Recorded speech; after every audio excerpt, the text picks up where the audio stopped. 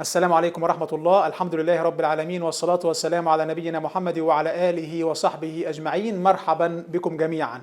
الإلحاد بيعلمنا الحب، بيعلمنا نحب بعض بغض النظر عن دينك، معتقدك، توجهك الفكري. ما أجملك بالحجاب، مفروض تتفي على وشهم ساعتها وتقول لهم تتفي على وشهم؟ أنا آسف، هو أنا اللي بقصده التطبيق الإلحادي مش الكلام.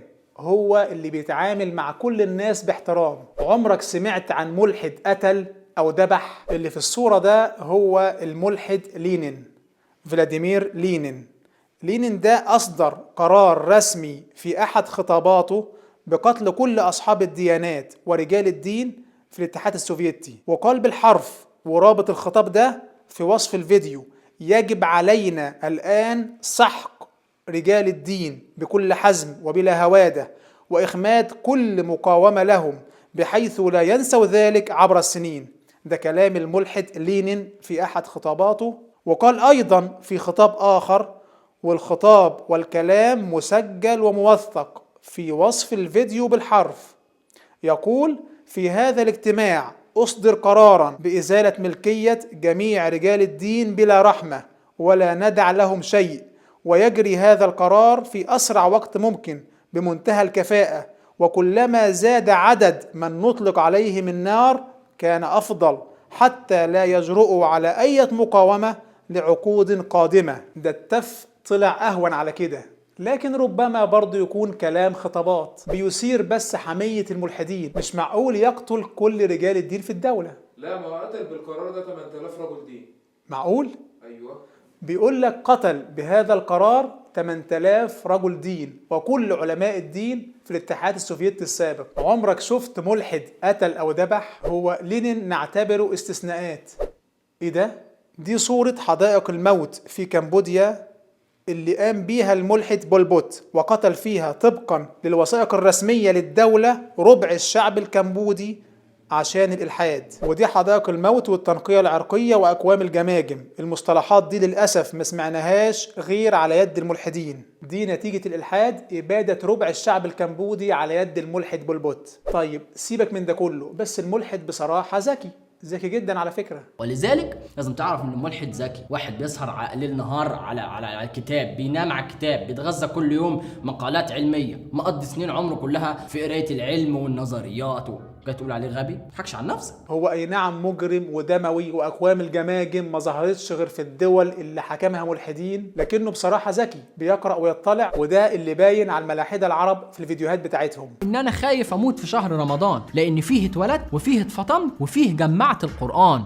يعني عبد الملك بن مروان اعترف وقال لك ان انا جمعت القران في شهر رمضان. فلو كان عثمان فعلا جمع القران قبله، ليه يجي حاكم مسلم قدوه زي عبد الملك بن مروان يجمعه تاني بعد على الأقل 40 سنة من تجميع عثمان ليه؟ ليه وإزاي يجمع القرآن تاني؟ ما شاء الله على النباهة. عبد الملك بن مروان بيقول لك: أنا حفظت القرآن في رمضان وأنا طفل صغير، وبلغت الحلم في رمضان. يجي شريف يفهم من كده إن القرآن كان ضايع وعبد الملك جمعه في رمضان. نبيه نبيه يعني، ما شاء الله. فاكر ان جمعت القرآن يعني كان ضايع وانا اللي جمعته. جمعت القرآن يا شريف يعني حفظته. معلش هو كان متوه شوية في الحتة دي. انت تضحك على نفسك وتقول على ملحد غبي؟ اقرا في العلم يا ابني، الدراسات كلها والابحاث بتقول للاسف الشديد نسبة الحائزين على نوبل من عام 1901 الى عام 2000 من الملاحدة والربوبية واللا أدرية والفري ثينكر هم 10%. يعني الملاحدة ممكن يصفصفوا على 2% مثلا.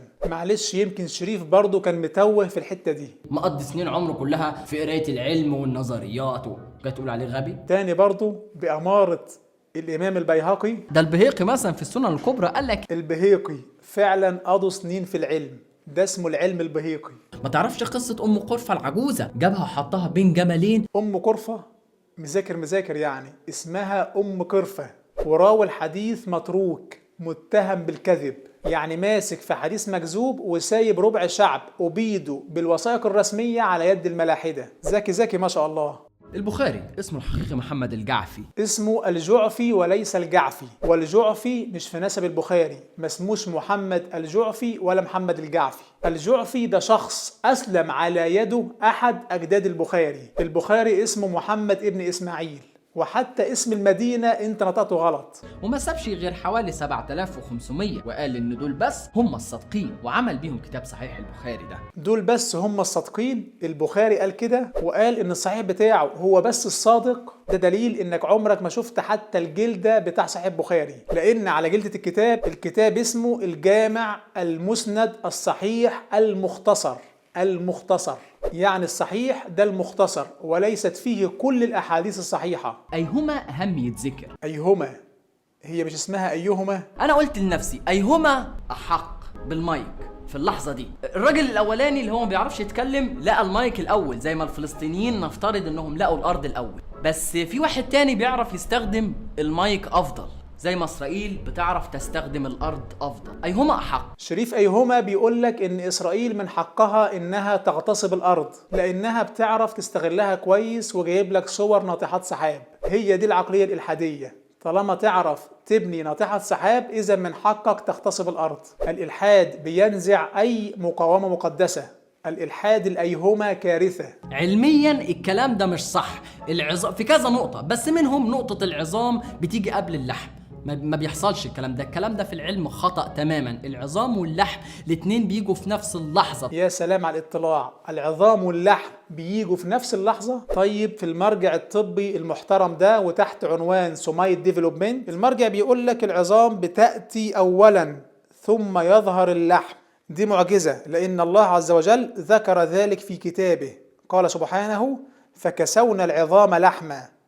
العظام ظهرت أولا ثم كسيت بعدها مباشرة باللحم، وده كلام المرجع بالحرف. حتى لاحظ في الآية القرآنية حرف الفاء فكسونا، لأن بالفعل العظام بتكسى مباشرة بعد ظهورها باللحم. الكلام ده معناه ببساطة إن الإسلام صح والإلحاد غلط. فعلشان نحل مشكلة زي دي يطلع واحد زي شريف بعقلية شريف ويهري أي كلام، وأكيد في جماعة من الهبل هيصدقوه. عامل زي الوتد، واللي هو باللغة العربية حاجة مدببة من القاع بتاعتها ونازلة في الأرض. مفيش. ومهما بحثت في النت على انك عايز تعرف شكل الجبال من تحت ايه، عمرك ما هتلاقي الشكل اللي في دماغك اللي هو عبارة عن الجبل ليه تحتيه جذر او وتد. مفيش الكلام دوت. المبرر الوحيد اللي لقيته لشريف انه مش عارف يكتب اوتاد الجبال بالانجليزي ماونتن روت، لانه لو كتب في اي موقع بحثي ماونتن روت هيطلع بالاف الصور. دي كلها صور من مواقع علمية محترمة أنا طلعتها في لحظات، وكاتب تحت كل صورة الموقع العلمي بتاعها. مفيش ولا صورة بالمناسبة من موقع إسلامي. الأمر والنهي دي كلها كيمياء جوه عقلك، خلايا عصبية بتشتغل بطريقة معينة بتخليك تعرف حاجة اسمها حب أو كره أو رضا أو غضب أو زعل. الكيمياء دي لو وضعناها على ورقة ترشيح في معمل، الورقة دي لا هتحب ولا تكره. العلاقة بين الهرمونات أو بين كيمياء المخ وبين العاطفة هي علاقة تزامنية. في اللحظة اللي حبيت فيها اتفرز هرمون الاندورفين، مش ان الهرمون هو اللي خلاني حبيت. الإلحاد العربي نبيه. الحياة علميا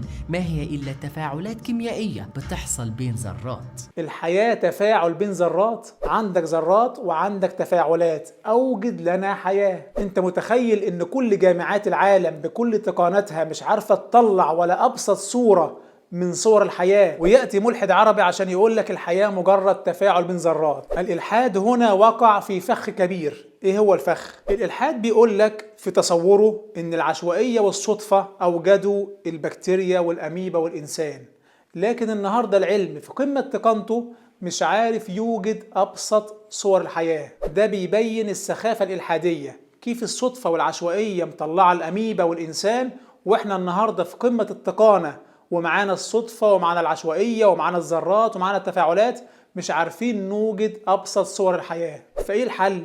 الحل نطلع واحد زي شريف يقول لك الحياة مجرد تفاعلات بين ذرات، وللأسف هيلاقي اللي يصدقه. قال الله عز وجل: يا أيها الناس ضرب مثل فاستمعوا له إن الذين تدعون من دون الله لن يخلقوا ذبابا ولو اجتمعوا له.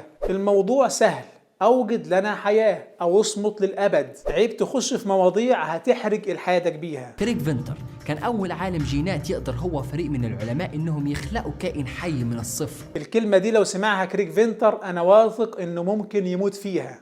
أنا بتكلم بجد. كريج فينتر لم يوجد حياة من الصفر إلا في ذهنك. دي الورقة العلمية بتاعت كريج فينتر اللي فيها التجربة بتاعته. في التجربة دي كريج فينتر جاب خلية ميكوبلازما حية، يعني مش من الصفر أيها الملحد، خلية ميكوبلازما حية بالغشاء بتاعها وإنزيمات الخلية ومجموعة كاملة من الجينات داخل نواة الخلية، وأدخل مجموعة من القواعد المصنعة جوه الخلية، فقامت الخلية بتكثير القواعد، يعني عملت منها كذا نسخة. كريج فينتر الخلية الحية ما جاش عندها خلية حية بغشاء خلية بمجموعة كاملة من الجينات والإنزيمات ويقول لك عمل خلية حية من الصفر. والله مصيبة وتدليس فقط على الحمقى. العلماء منتهى حلمهم إنهم يعملوا 1 على مليون من الخلية البكتيرية، ويجي شريف جابر يقول لك إحنا عملنا خلية من الصفر. ما نحاول القيام به هو تشكيل شكل من أشكال الحياة يكون أبسط نموذج من أشكال الحياة، وسينتج شيء أخف وأصغر بملايين المرات من بكتيريا صغيرة حديثة. شريف جابر وأمثاله من الملاحدة العرب ظاهرة سخيفة، ظاهرة بالفعل ما تعرفش تشتغل غير على الشباب اللي ما عندهمش أي اطلاع علمي وصغار السن. شوفوا عمل إيه في أخونا سيد عز الدين. في الحقيقة الحلقة ما خدتش مني وقت كبير للتحضير، إلا جملة واحدة بس قالها شريف جابر قعدت فيها 3 أيام. محمد طلع من الأوضة ونادى على واحد اسمه أباسيد وقال له تخيل معايا إن أقعد 3 أيام قرأت كل المعاجم وكل كتب التواريخ عشان أعرف مين هو أبو سيدو ده، لكن للأسف معرفتش. فقررت إن أدور في اللغات التانية، قرأت في اللغات الفارسية والهندية والصومالية والسنغالية، برضه معرفتش، لحد لما قررت إن أسافر. سافر بغداد والبصرة والكوفة ودمشق والقدس ومصر وطلع القمر ونزل. كل ده عشان أعرف مين هو أبو سيدو، برضه معرفتش، لحد لما اكتشفت إن أبو سيدو ده هو الصحابي أبو أسيد الساعدي، لكن شريف جابر أراه زي انتم ما سمعتوا. فتخيل معايا عقلية الشخص اللي احنا بنرد عليه. أبو أسيد الساعدي رضي الله عنه أصبح اسمه أباسيدو. أول آية 24 من سورة مريم لما كان بيتكلم عن ولادة عمو جيسوس قال لك إيه؟ فناداها من تحتها ألا تحزني قد جعل ربك تحتك سريا. يعني إيه سريا؟ سري في الأصل معناها النهر، بس هنا ما ينفعش تيجي بمعنى كلمة نهر، فناس تانية حبوا يألفوا معنى تاني للكلمة يمشي في سياق الجملة، فقال لك السري ممكن تيجي بمعنى كلمة كريم، شخص كريم يعني يقصد عيسى. الكلمة دي كالعادة ملهاش معنى منطقي يمشي مع الجملة، بس ليها معنى سرياني. كلمة سرية بالسريانية تعني ابن حلال أو ابن شرعي. كده الجملة بقى ليها معنى منطقي. الطفل بيقول لمريم أمه لا تحزني قد جعل ربك اللي تحتك ده ولادته شرعية، يعني ما تخافيش انت ولدتيني بدون ما حد ينام معاكي، أنا ابن حلال، يعني ابن حلال مش كريم أو نهر. طبعا كذاب السريان اللي بينقل عنه شريف اللي اسمه كريستوف لوكسمبرج علشان ما عندهوش شهادة ولا دارس لغات زي ما بتقول الدراسة دي، والدراسة دي طلعت من جامعة لندن مركز الدراسات الشرقية، واللي فيها فضحت كريستوف لوكسمبرج اللي هو ما اسموش كريستوف ولا هو أجنبي ولا هو دارس لغات. المهم إن شريف بينقل عن كريستوف ويقول لك إن سرية تعني حمل شرعي، وطبعا ده كذب على السريانية في اللفظ والمعنى. الكلمة اللي جابها شريف لا تنطق في السريانية سرية وإنما تنطق شري، وشري في السريانية لا تعني حمل شرعي وإنما تعني منفصل عن الزوج مطلق. الكلمة دي وردت في رسالة كورنثوس بمعنى مطلق، أنت منفصل عن امرأة شري. وبكده بتكون الآية لو صحت بفهم كريستوف لوكسمبرج واللي نقل عنه شريف لا تحزني فأنت مطلقة، لا تحزني فأنت منفصلة عن زوجك. القرآن بيقول لمريم عليها السلام لا تحزني فأنت مطلقة بهذا الفهم السرياني المضحك. طبعا سرية تعني جدول صغير من الماء، الله عز وجل يقول لها فكلي من التمر الساقط واشربي من هذا السري أو من هذا الجدول، فكلي واشربي وقري عينه. في الحلقة دي بالمناسبة بتاعت شريف عن القرآن الكريم أنا تحديته $1000 إن هو يأتي بفكرة واحدة صح في كل الحلقة بتاعته، وما زال التحدي قائما. التحدي ده في أول رابط في وصف الفيديو ده. زي الزرادشتية قالت إن في جنة ونار و5 فروض صلاة ووضوء وتشهد. ويجي الإسلام بعدها بآلاف السنين يقول إن في جنة ونار و5 فروض صلاة ووضوء وتشهد. موضوع الإسلام والزرادشتية. أقدم كتاب مقدس للزرادشتية بيعود إلى عام 1323 ميلادية، يعني بعد ظهور الإسلام ب500 سنة أو أكتر. الزرادشتية بتعترف في مواقعها الرسمية إنها نقلت من الإسلام، وبعد فتح بلاد فارس الزرادشتية اختفت لقرون طويلة، وبعد كده ظهرت بمحتوى جديد. المحتوى ده كان بالفعل متأثر بالإسلام كما اعترفوا في كتبهم. وبعدين الزرادشتية أصلا هي ديانة سماوية لكنها حرفت، فهي أشبه بديانة كتابية. قال النبي صلى الله عليه وسلم في الزرادشتية: سنوا بهم سنة أهل الكتاب، يعني فيها بقايا نبوات، فطبيعي يكون في تشابه. المهم إنها بتعترف إنها نقلت من الإسلام. يجي شريف والملاحدة العرب يعكسوا الآية، أي زيطة أي رغي. لكن هل ده معناه إن الملاحدة العرب بيكذبوا؟ أيوة بيكذبوا. مش معقول ما يكونوش قرأوا أي مصدر من المصادر دي اللي بتؤكد إن الزرادشتية نقلت من الإسلام. ده شريف جابر بيكذب حتى في حياته الشخصية، بيقول لك أبويا أجبرني أدرس فيزياء، وفي الأخير تكتشف إنه أدبي. تحس عنده عقدة من حاجة أو كان عايز يبقى حاجة معينة، الله أعلم. الناس دي بصراحة الملاحدة العرب هيموتوا ويشتهروا، عشان كده بيبخوا السموم بتاعتهم في الجهلة فقط. إذا أعلنت أي تحدي لهم في مناظرة والله بيهربوا. إن أنا هناظر مين؟ أنا هناظر مين؟ يعني مثلا أنت عارف في واحد اسمه هيثم طلعت تقريبا، اللي هو كان من زمان، يعني لما بحثت أول مرة يرد عليا فيديو، في أول فيديو أعمله. أهو شريف جابر متابعني. هل يجرؤ شريف جابر على مناظرتي؟ والله لا يجرؤ، وأنا تحديته في مناظرة علنية وبعت له ملاحدة هو يثق بهم، والله رفض مناظرتي وما زال العرض مفتوحا.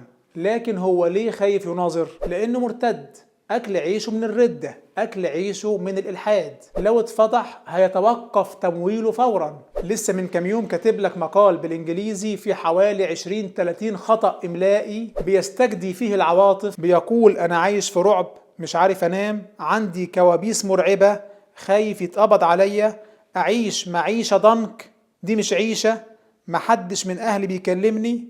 أيوة، يعني أنت عايز إيه؟ عايز فلوس. بيقول لهم عايز تمويل منكم، عايز فلوس، انتوا مش عارفين قد ايه الفلوس هتساعدني. ده كلامه بالحرف. هم دول المرتدين الجدد، مجموعة من المرتزقة، واتخذوا من دون الله آلهة ليكونوا لهم عزة. وكل فيديو بعد ما بيخلصوا بينزل الصورة المعتادة بتاعته، صورة الشحاتة إياها. أرجوكم ادعموني على الباتريون. بيلهف على قفا الهبل اللي بيتبرعوا ليه 50,000 جنيه شهريا، أعلى من مرتب وزير، وأعلى من مرتبات 15 دكتور مصري بيشتغلوا بدوام كامل. هو ده الإلحاد، رزق المجانين دول على الهبل.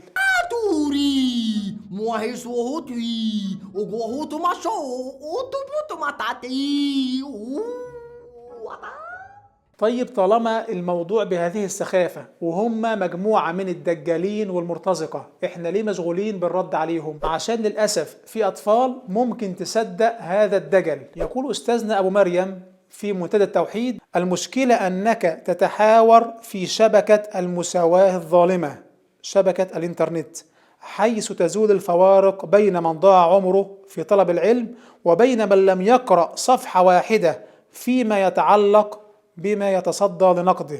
فلا حياء ولا جمارك على الدعوة ولا رقيب، والحكم في معظم الأحوال صبي صغير أو مراهق سطح التفكير، فرضه عليك حكما حرصك عليه وغيرتك على دينك في زمان العولمة. الصعوبة هنا في هذه الحوارات والتي دفعنا إليها حرصا على ضعاف العقول من شباب النت، ليس في مدافعة الباطل في حد ذاته ولا في إظهار الحق، بل أنت محتاج أيضا لتزين الحق وتقبح الباطل. محتاج إلى جانب استخدامك للبرهان أن تستخدم الخطابة والشعر لتؤثر في النفوس التي لا تعقل سوى لغة الكخ والإع. هذه هي الحقيقة، هو ده الإلحاد. لا شيء يعدل السطحيات، لا شيء يعلو فوق القشور، مجموعة من التفاهات يروج لها، والمشكلة أن هناك سذج يصدقون هؤلاء. أتمنى أن تنشروا هذه الحلقة بين متابعيه، لأنه بيلعب على الناس اللي ما شافوش الحلقات بتاعتنا. نصيحتي في الأخير: اتعلموا دينكم كويس، لأن احنا لو اتعلمنا الدين كويس مش هيأتي شخص زي ده أو زي الملاحدة العرب مرتزقة ينشروا السخافات دي. شخص شحات مرتزق ينشر هذه السخافات على أمل أن يجني منها أموال. وأنا بفضل الله عندي كتاب شفاء لما في الصدور. الكتاب ده بيجاوب على أشهر الإشكالات والشبهات الإلحادية وبيقدم أدلة إيمانية. الكتاب هدية لكم في تاني رابط في وصف الفيديو ده. وفقنا الله وإياكم للخير والسداد والصلاح، والسلام عليكم ورحمة الله.